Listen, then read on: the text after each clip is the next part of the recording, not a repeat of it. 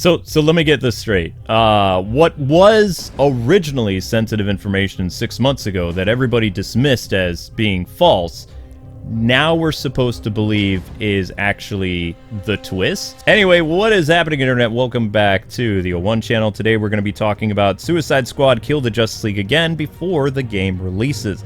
I just wanted to wish all of you guys a very Merry Christmas. I hope you guys had fun with your friends and family, and that you have a spectacular new year. So, before we get to what WB wants you to believe now, let's talk about why people are upset originally. And I'm going to address the haters real quick, so just you guys can skip ahead if you want to. But no one, and I mean absolutely no one, is saying that we have no idea what we are getting ourselves into based on the title of the game. The reason why people are upset is not the outcome of the game, it's how the character goes out. I know what I said just kind of flew right past people's heads, so I'm going to use small words this time. The reason why people are upset is it's not that Batman dies, it's how Batman dies. We all on the same page now? So, for a lot of people, most fans, they don't like what the original information was, that Batman goes out kind of like a wimp. This is a character that has been with people since 2009, and they expected better of the developer. Everyone on the same page now? Can we all understand what's happening? Now, when I talk, I use very vague words to skirt around copyright and DMCA strikes. I know that is kind of a lost art, but I don't tend to be very strong-worded about things. I tend to kind of dance around certain ways of phrasing things so my videos don't get taken down. People who grew up with Batman are not happy with how Batman went out. That is why there was an emotional firestorm on the internet, and why people were like, hey, I'm not going to buy this game anymore because I don't want to see Arkham Batman go out that way. What people wanted was not Batman not to die. They wanted Batman to go out heroically. And let me just give you an illustration, okay? So they wanted Batman to either blow up defending the Suicide Squad from Brainiac, or to have Kevin Conroy's Batman fend off the mind control just enough to give the Suicide Squad the Tower of Babel plans, you know, the ways to take down the Justice League. It's all about how the character goes out is what would make the fans happy. Would fans still be sad at the death of Batman? They were sad over Arkham Knight, so of course they'll be sad about the Suicide Squad. So that is why fans are upset. So with that out of the way, let's get into a very important topic: shill versus creator. So as you guys know, and this is going to be a little history lesson, the rise of the YouTuber being a truth teller and seen as a honest person goes back to 15 years ago with YouTubers versus game journalists. Now, game journalists, unfortunately, got a reputation of being favoritism towards certain game publishers. That way they could get perks like interviews, early access, things that other publications wouldn't get.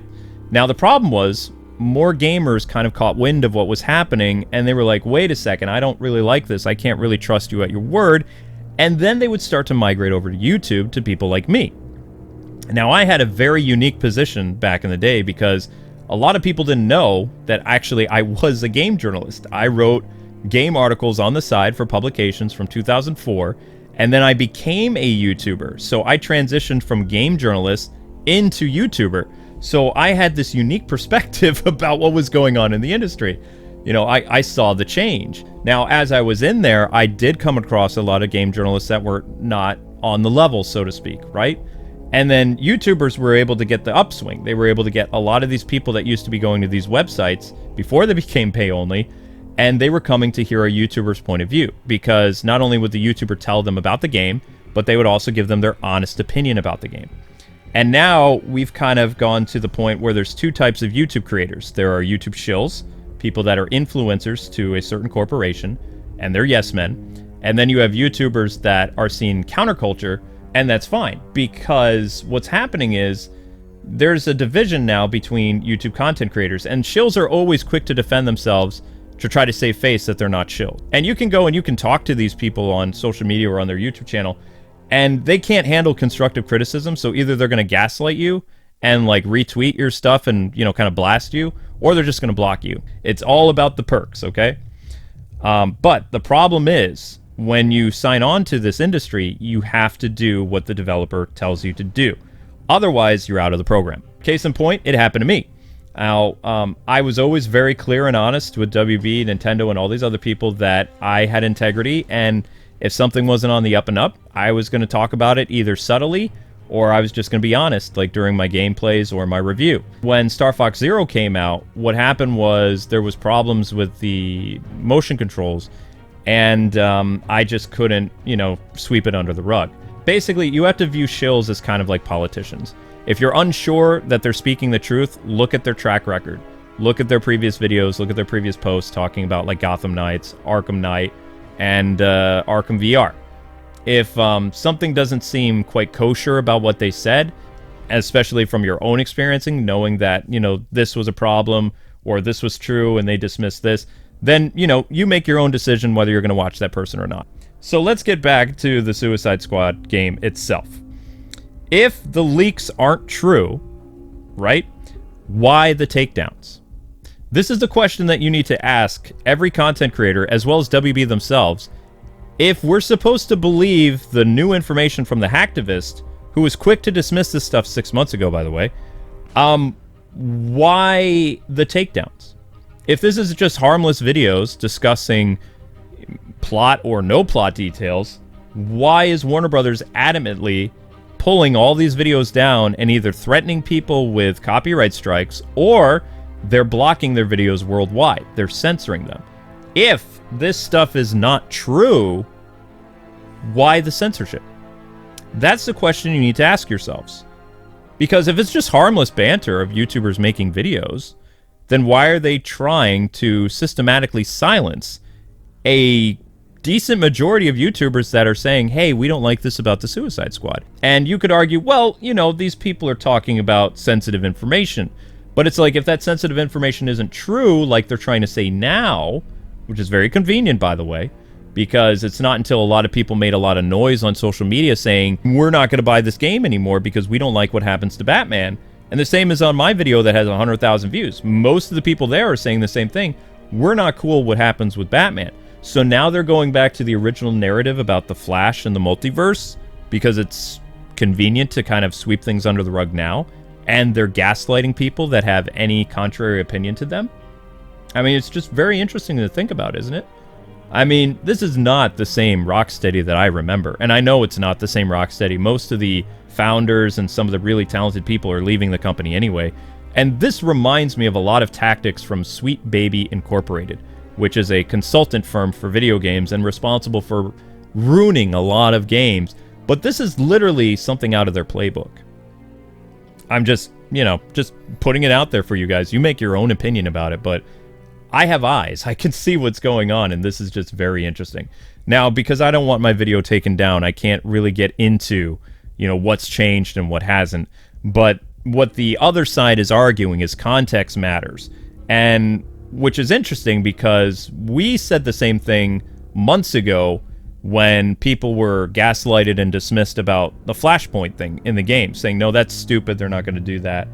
And now it comes back to that again, in a sense. Like, there's two rumors going around. One is if you do something badly, then you can kill the Justice League. Two, if you play the game correctly, then the Justice League survives. So almost like a telltale thing. I don't know if I believe that or not, but again, I haven't had hands on the game because I'm blacklisted by Warner Brothers because they think that what I say causes problems, which I usually speak the truth. So, I mean, I guess that's a problem for the 2020s, but that's besides the point. So I'm just going to, again, say, if these things aren't true, then why are they adamantly taking down people's videos? That's something that I want you guys to really think about carefully. Because, I mean, the only time that you would DMCA somebody is if you're trying to remove information that you don't want out there.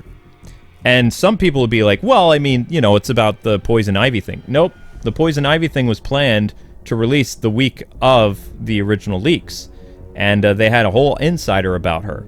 So I don't think they would risk their brand reputation to go and attack people who are actually fans of their product. No, there's something else going on there, and I'm gonna have to let you guys think about that yourselves, because this could put this video at risk, so I'm not gonna do that. I have to be smarter than the smarties and, you know, things like that. So yeah, all I will say is leaks contain some glimmer of truth. Not everything about what you've heard is true, that's correct. But some of it is true. And we're not really going to get into what's true or not, because again, this video will be taken down. So what I will leave you guys with is a very thought-provoking question, okay? Why? Why all the drama? You know? Why the censorship? I mean, we're all Arkham fans here. We should be. I mean, it shouldn't be truth tellers versus shills. Everyone should be on the same page, because this is a Batman game we've been waiting for 9 years. Or is it? I don't think it is.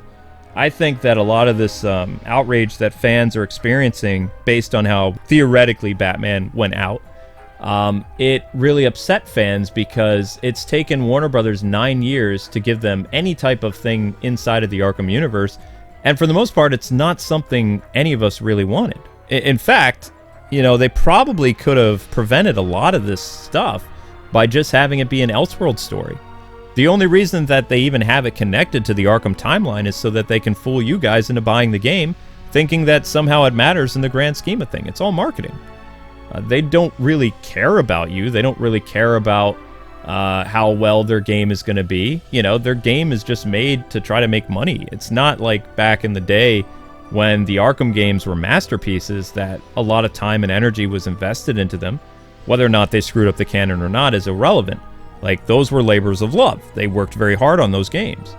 And today, that same energy isn't really used. It really isn't. And I know people are like, oh, poor developers, this and that. It's like, well, if the developers actually spent their time to make a good game, I don't think people would be very, you know, rough with them, so to speak. People are very simple to read. Basically, you have to view that gamers are kind of like sports fans rooting for a team that is not doing well. They show up, they pay their money to go see the game, and then they boo from the stands when their team starts losing, because they're not just going to sit there like a shill with their big foam finger and wave around praising how badly their team's doing. They want their team to do better. They love their team. They're there for when their team starts to win again. They're not going to sit there through rain and sun and, you know, basically cheer them on no matter what. They expect their team to actually do what they're paid to do, which is play ball well. And the same thing is what we want. You know, a lot of us aren't haters. We just want the company to do better. And by just letting them release a product that's probably just going to be average is not something that, you know, a lot of fans want to get behind. My problem is how a lot of the Arkham fans are being treated. Like, they're being ridiculed and made fun of for basically loving something, because the people that are ridiculing them, they don't really love anything. They don't get it. They don't understand how people are so enthralled with the Arkham games, and, you know, how they are disappointed by this is what the end product is going to be. Now, I'm not saying what the plot is going to be, because I don't know. I have no idea. Everything is always rumors and speculation, you know, even when, quote-unquote, one leak is used to dismiss another one, or one person says something is fake. How do you know, honestly, that the person who leaked this wasn't given an ultimatum by the developer? Like, he could be sued into oblivion, and his only way out was to say, hey, you know, this is what it is. I'm just letting you know I made it all up. You know, if somebody threatens you with legal action, I'd probably do the same thing. I'm not saying that's what happened. I don't know. But I'm just thinking, you know, it's not wrong to think about things. It's not wrong to look at something objectively, or to even be kind of hesitant about something. At the end of the day, it's your money, and you can't let shills, you can't let me, you can't let corporations tell you what to do with your money. If you want to support the game and play it, go for it. The game might not be what you're expecting, and especially if you've been patient all these years later. It's just something to consider, you know? But anyway, now I want to hear from all of you guys and gals. How do you feel about this whole situation? Do you think that what they're trying to tell you now is the truth? Or are you at my position like, wait a second, If this is now the truth, why are they removing videos talking about the original thing? And that's where I'm going to leave you. I don't know when I'm going to get around to making another video like this because it does take some time.